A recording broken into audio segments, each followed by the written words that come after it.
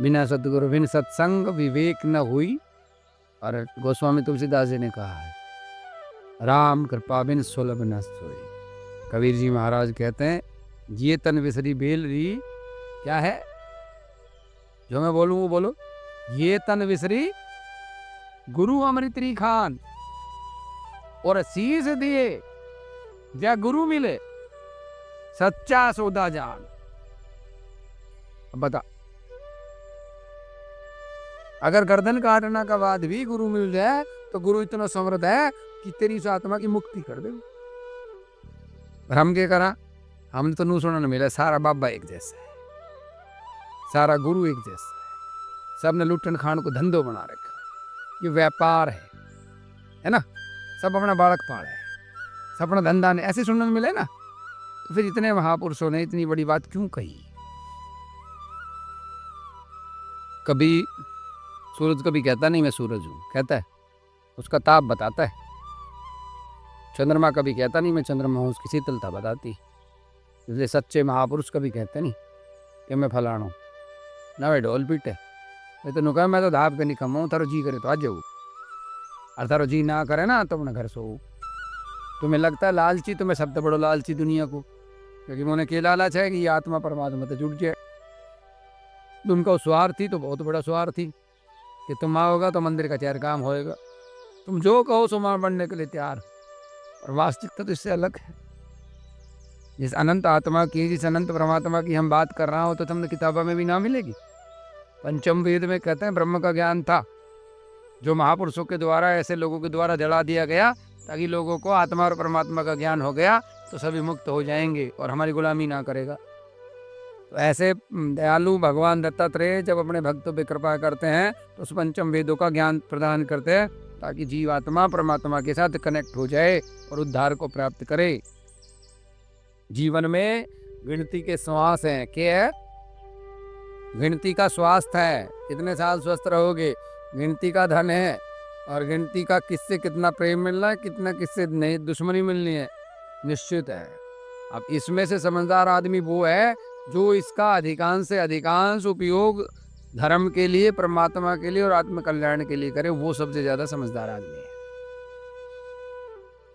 एक गाड़ी है और उसमें तेल डाल दिया हमने, टंकी फुल कर दी।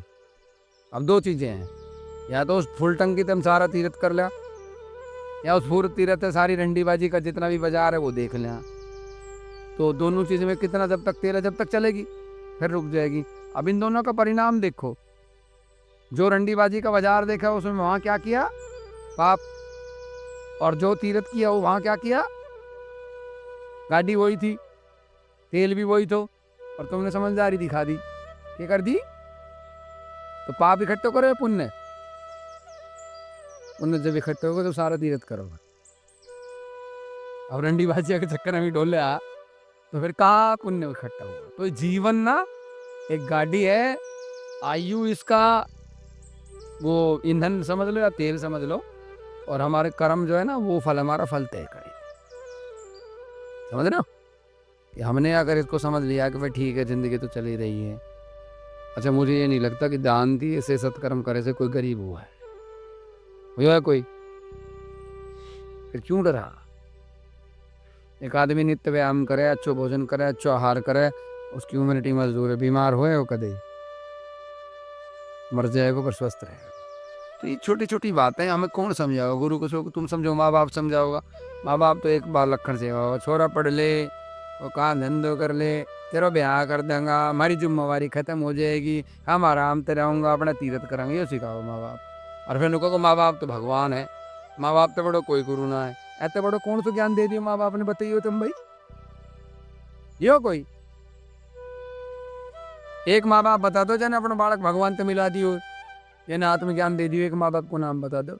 और इतना सदगुरु होगा जिन्होंने जीवात्मा के कल्याण। मैं ये नहीं कहता माँ बाप देवता ही, क्योंकि पिता की इस बच्चे के शरीर में पिता की आत्मा होती है और माँ का शरीर होता है, वो पूजनीय है।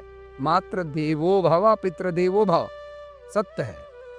और उनके जो संस्कार है ना वे हमारी अस्तित्व फिरते हैं। उन्हें खुद भी ना रहे विचार ना, उनका माँ बाप ने भी वही सिखाया उनसे, और उनका माँ बाप ने भी उनसे वही सिखाया, तो वे तो डीएनए में लेके आ रहे हैं चीज़ में बाई डिफॉल्ट। जब कोई माँ बाप की बातों को विरोध करता है, नया बच्चा आता है, ये तो ससुर हमारी मन नहीं ना, वो तो सुने ही ना, ऐपे तो कुछ करवा दियो लगे। चाहे पूछा पंडित जी देखे मारो छोरो सुने ना है, गुरु जी देखे मारो छोरो हमारी मन नहीं ना है, क्यों ऐपे के करवा दियो छोरो सुने ही ना। क्योंकि उसने थोड़ा ज्ञान हो को, अब मैं सोच रहा हूँ अब गलत है तो मैं इसका थोड़ा विरोध करूँ, तो उन्होंने बोला ना ना भाई तू तो कुछ और ही गलत है, क्योंकि तूने माँ बाप की ना मानी तो किसी की भी ना मानी। बट ऐसा नहीं है, यहाँ समझदार माता पिताओं को थोड़ा समझना पड़ेगा, थोड़ा रुकना पड़ेगा और ये देखना पड़ेगा, ऑब्जर्वेशन करना पड़ेगा कि भाई हमें जो संस्कार मिले, हमें जो चीज़ मिली वो आज विरोधात्मक हो गई है, उससे हमें कष्ट मिल रहा है, तो कहीं हम गलत तो नहीं है, कहीं बच्चों के साथ जाति तो नहीं कर रहे हैं।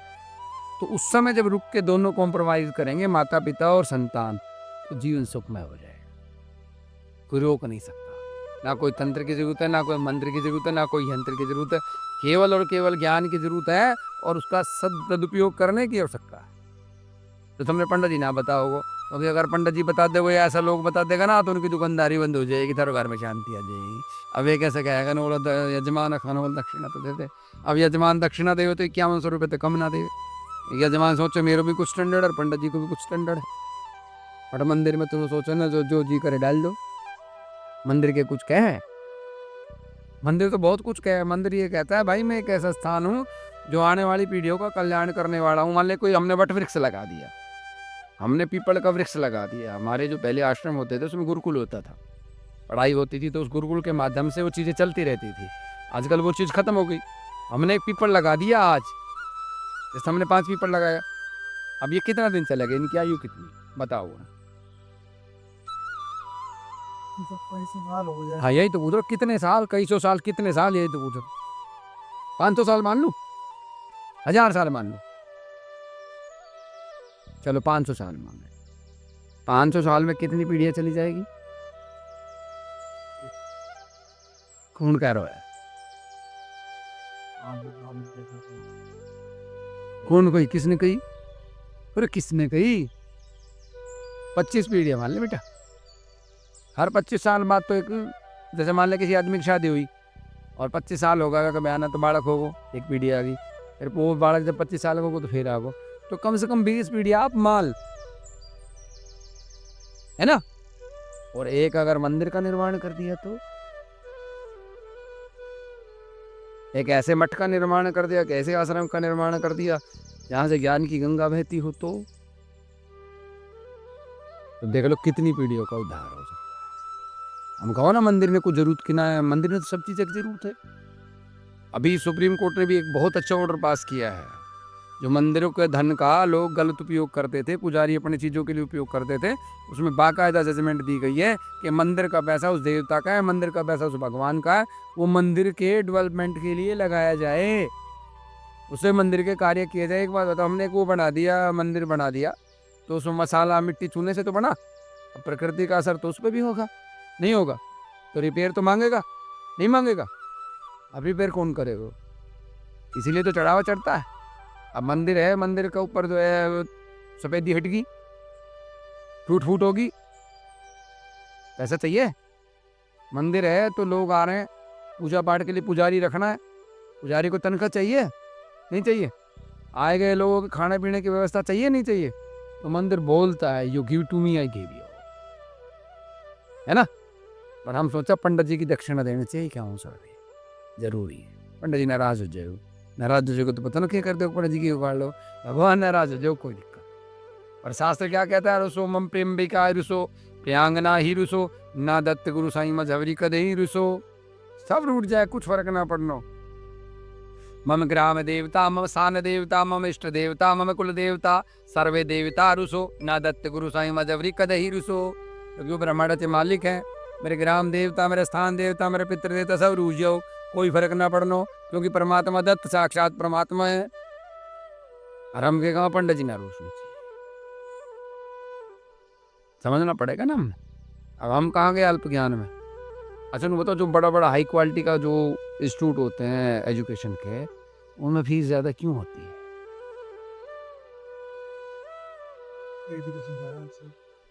और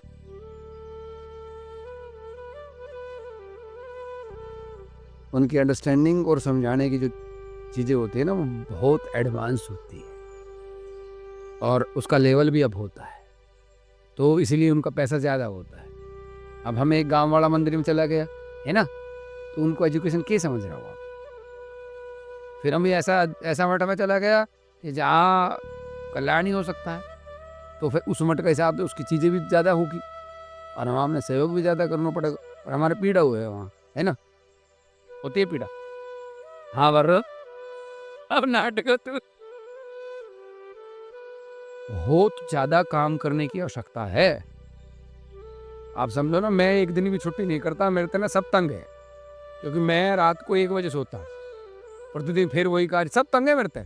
कहने बोले इतनी ज़्यादा ऊर्जा हमारे पास नहीं है, और कितना काम है। तुम सोचो ना, तुम 1 मिनट सोचो, तुमने आज इतना सीखा, अब कितनी बात सीख ली इतनी देर में तुमने, और अपना अंदर को जो अज्ञान है उसमें थोड़ा झांक के देखो ना, कितना है। अरे हर घर ऐसा है, हर परिवार ऐसा है, उन परिवार का दर्द बांटने वाला, उनको समझने वाला कौन है? कौन माई बाप है कोई? उनके अज्ञान को मिटाने वाला है कोई माँ बाप? कितनी मेहनत करनी है। मैं तो चाहूँ तुम सारा मेरा सिपाही बन जाओ, और ये जो समाज में काम जो मैं कर रहा हूँ ये धीरे धीरे फैलाओ। एक अगरबत्ती मेरे पड़ोस में, जब ना बैठे जा तो पीछे बैठ जा, सोफा बैठ जा। मैंने एक खुशबूदार अगरबत्ती, बैठवा दे भाई, पूनम बैठा दे। मैंने एक खुशबूदार अगरबत्ती, क्या बोला मैं, अपने घर में लगा दी। अब मुझे भी फायदा है, पड़ोसियों को भी है। पड़ोसी ने पैसा लगाया, अगरबत्ती लगाई, खुशबू ले रहा है। तो तुम्हें परमात्मा का जो ज्ञान मिल रहा है, परमात्मा की जो कृपा मिल रही है, उसको तुम महकाओ ना, तुम्हारे पड़ोसी को भी लाभ मिलेगा। और जब तुम्हारे पड़ोसी को लाभ मिलेगा तो इस समाज को लाभ मिलेगा, जब इस समाज को लाभ मिलेगा तो इस राष्ट्र को लाभ मिलेगा, और जब इस राष्ट्र को लाभ मिलेगा तो तुम्हारा धर्म चरम पर होगा, उसका वैभव भी चरम पर होगा। क्या समझा? अब रात ने हम रात काली कर रहा है, को हमने मजा आ रहा है प्रवचन देने में? कति भी ना आ रहा। और तुम बताओ, काम है कि ना है? अज्ञान है कि ना है? मिटाना कि ना मिटाना है? लोग बीमार है कि ना है?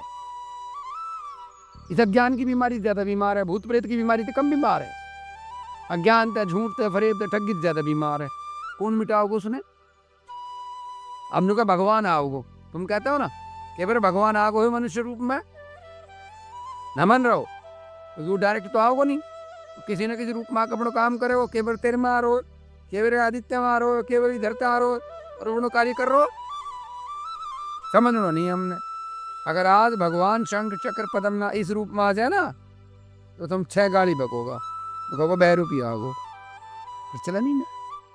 नू समझो रामलीला की ड्रेस पहन का आगो, मेकअप कर रखा है, समझ लो भगवान है वो, तो उसी रूप में आओगे जो उसका वास्तविक रूप है।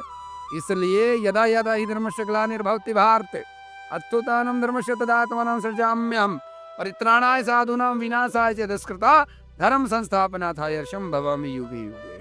जब जब धर्म की हानि होती है, साधु पुरुषों पे अत्याचार होता है,